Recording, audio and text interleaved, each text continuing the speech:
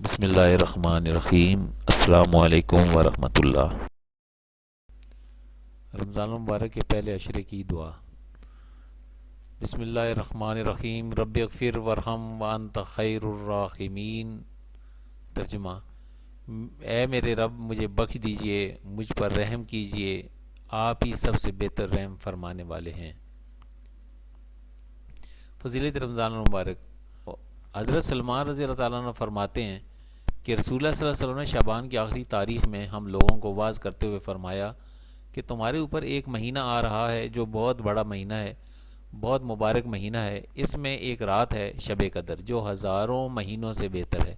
اللہ تعالیٰ نے اس کے روزے فرض فرمائے اور اس کی رات کے قیام تراویح کو ثواب کی چیز بنایا ہے۔ جو شخص اس مہینے میں کسی نیکی کے ساتھ اللہ کا قرب حاصل کرے، ایسا ہے جیسے غیر رمضان میں فرض ادا کیا، اور جو شخص اس مہینے میں کسی فرض کو ادا کرے گا وہ ایسا ہے جیسے غیر رمضان میں 70 فرض ادا کرے۔ یہ مہینہ صبر کا ہے اور صبر کا بدلہ جنت ہے، اور یہ مہینہ لوگوں کے ساتھ غمخواری کا مہینہ ہے۔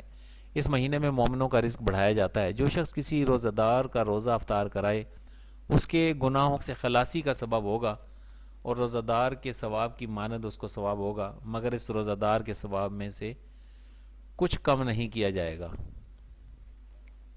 صحابہ کرام نے عرض کیا، یا رسول اللہ صلی اللہ علیہ وآلہ وسلم، ہم میں سے ہر شخص تو اتنی وسعت نہیں رکھتا کہ وہ روزہ دار کو افطار کرائے۔ تو آپ صلی اللہ علیہ وسلم نے فرمایا کہ یہ ثواب اللہ تعالیٰ ایک کھجور سے افطار کرانے، یا ایک گھونٹ پانی پلانے، یا ایک گھونٹ ذائقہ دار دودھ پلانے پر بھی عطا فرما دیتے ہیں۔ یہ ایسا مہینہ ہے کہ اس کا اول حصہ اللہ کی رحمت ہے، اور درمیانی حصہ مغفرت ہے، اور آخر حصہ آگ سے آزادی ہے۔ جو شخص اس مہینے میں اپنے ماتحتوں کے بوجھ کو ہلکا کر دے گا، اللہ تعالیٰ اس کی مغفرت فرما دیتے ہیں اور آگ سے آزادی فرماتے ہیں۔ اور 4 چیزوں کی اس میں کثرت رکھا کرو، جن میں سے 2 چیزیں اللہ تعالیٰ کی رضا کے واسطے، اور 2 چیزیں ایسی ہیں کہ جن سے تمہیں چارہ کار نہیں۔ پہلی 2 چیزیں جن سے تم اپنے رب کو راضی کرو وہ کلمہ طیبہ اور استغفار کی کثرت ہے، اور دوسری 2 چیزیں یہ ہیں کہ جنت کی طلب کرو اور آگ سے پناہ مانگو۔ جو شخص کسی روزہ دار کو پانی پلائے، حق تعالیٰ میرے حوض کوثر سے اس کو ایسا پانی پلائیں گے جس کے بعد جنت میں داخل ہونے کا تک پیاس نہیں لگے گی۔